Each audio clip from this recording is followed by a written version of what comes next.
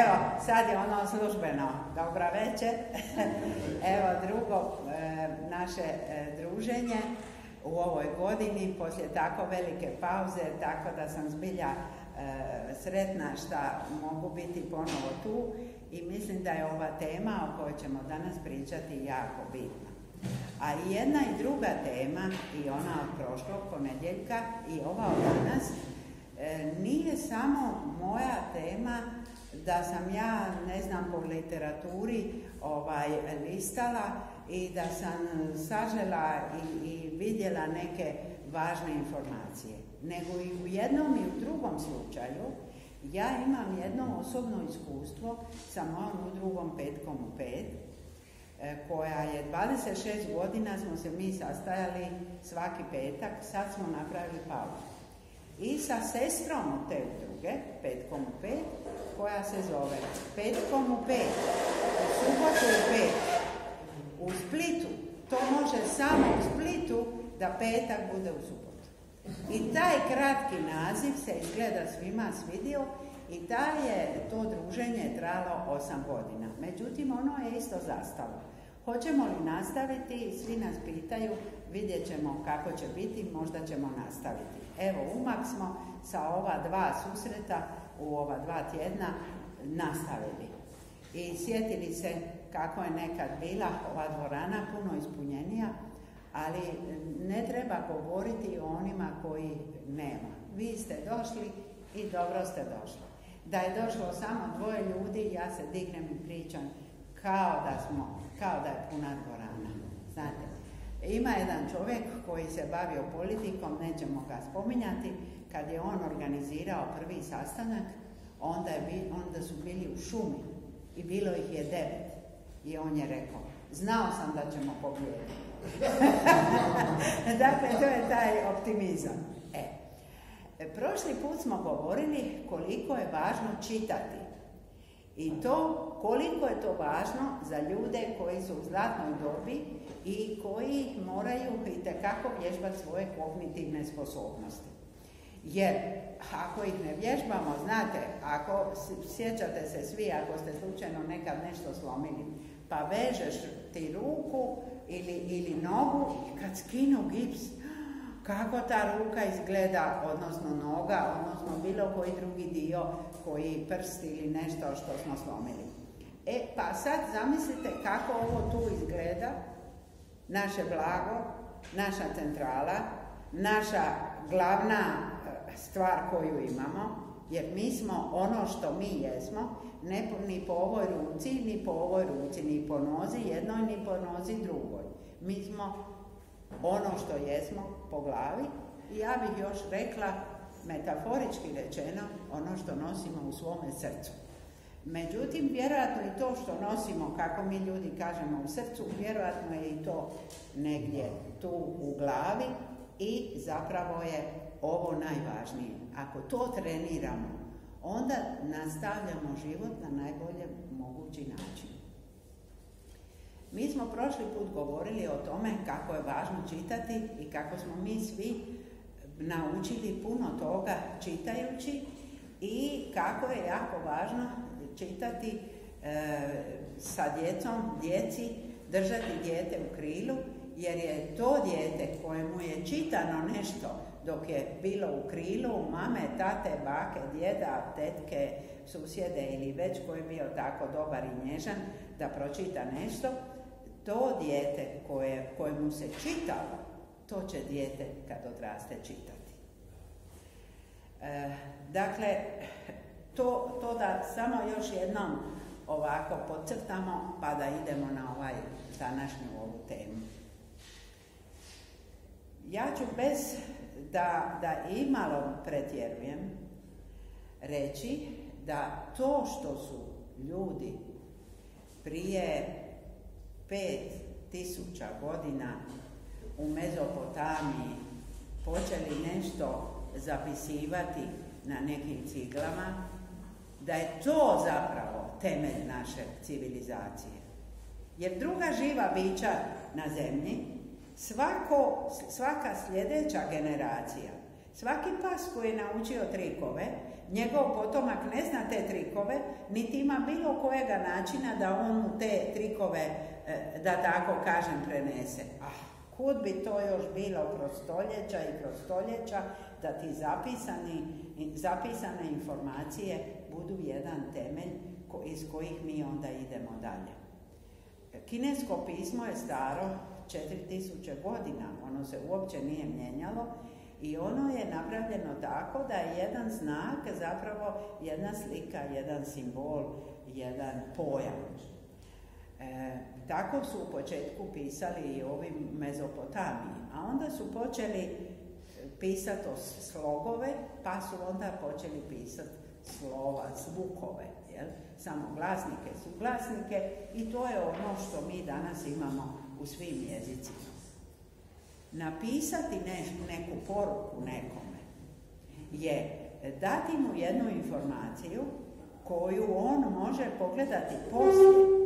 Znate, dok smo mi u ovoj itekako vrijednoj, živoj komunikaciji, oči u oči, lice u lice, vi vidite ne samo ono što ja govorim, ne samo ono čujete me i vidite me, nego imate još i jednu dodatnu informaciju. Vi vidite koliko je meni važno da to vama ispričam.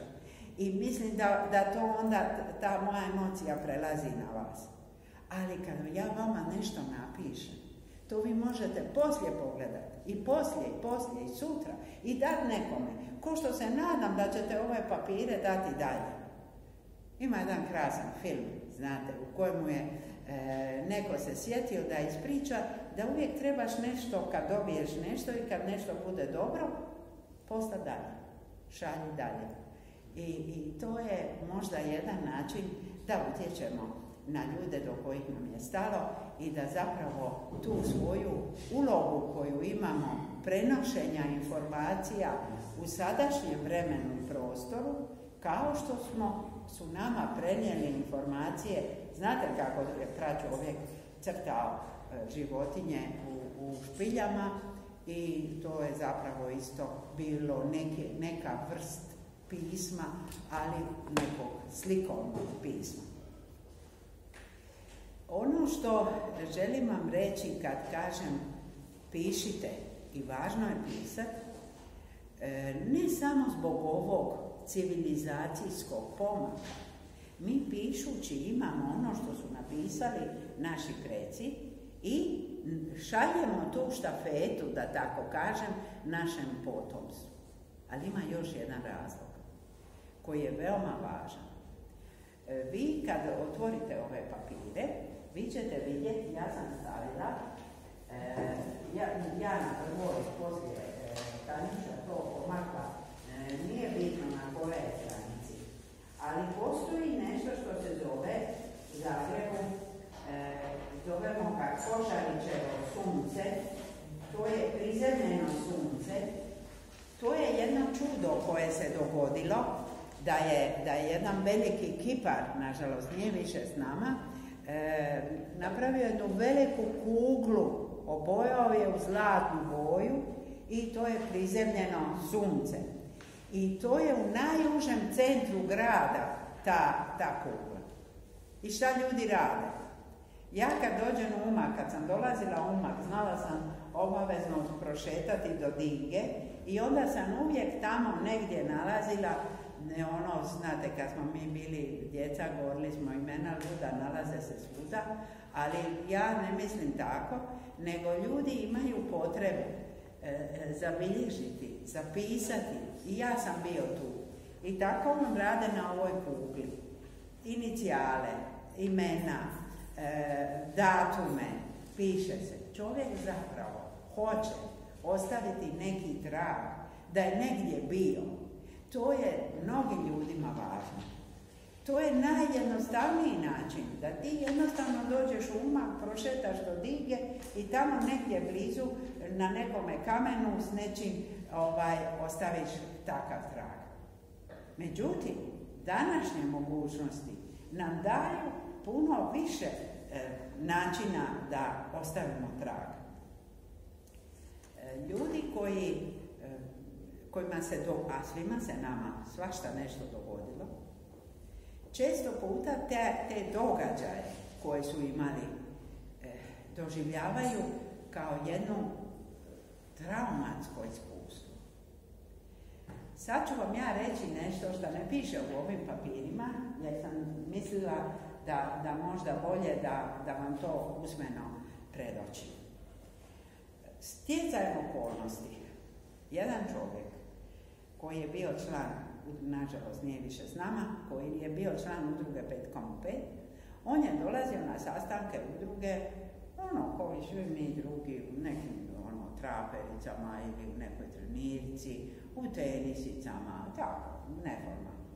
I jednoga dana on dođe u odjelu, u košulji i ima leptir maš.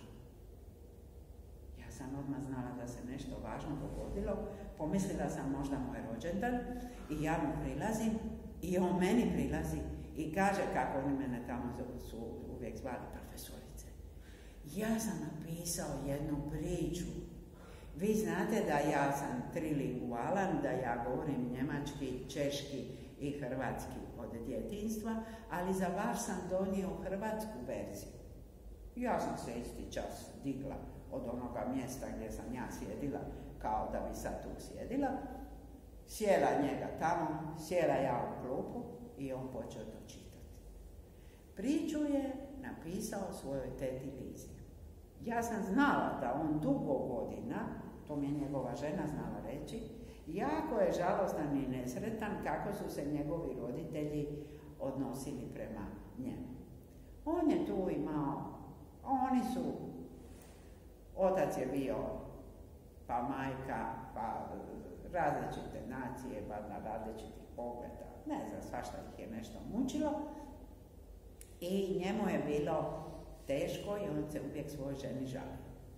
I onda je došao, ja smatram, na jednu genijalnu ideju. Da napiše priču o svojoj teti Lizi. Ne o majci, ne o ocu, nego je bila teta Liza koja je živjela u Pragu. I ona bi njih preko ljeta. Draga Darja i František, čeka vas vaša soba. Kad počinjete se pakirati, dođite kod svoje tete Lize. I tako, svašta. Ja nemam sada toga ni dara, ni vremena nemamo da ja to sve vama ispričam šta je on tu pisao, ali vjerujte da smo mi svi ovako ostali. Mi smo ga slušali. On je bio drugi čovjek. On se sjetio čitajući svega toga šta je teta Liza znala, mogla, htjela.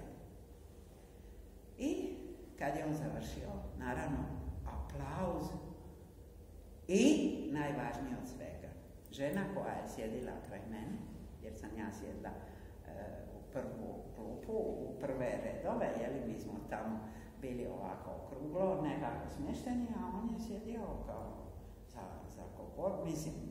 za katedrom i čitao svoju priču. A ova koja je sjedila kraj mene